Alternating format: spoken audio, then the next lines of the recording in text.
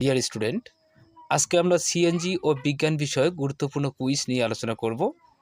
যে প্রশ্নগুলো এখানে আলোচনা করব সেই প্রশ্নগুলো বিভিন্ন চাকরি পরীক্ষায় এসেছিল।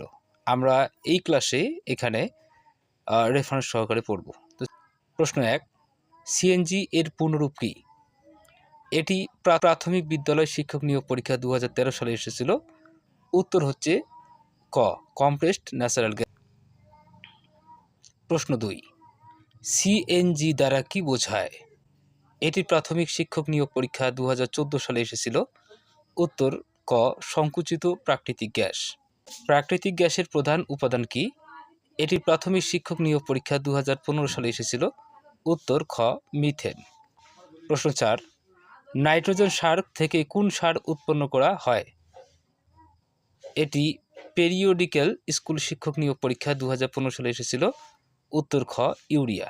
প্রশ্ন 5, একটি পদার্থে 3 অবস্থায় রূপান্তরের কারণ কি? এটি বিজ্ঞান শিক্ষক নিয়োগ পরীক্ষা 2013 সালে এসেছিল। উত্তর ক, তাপের প্রভাব।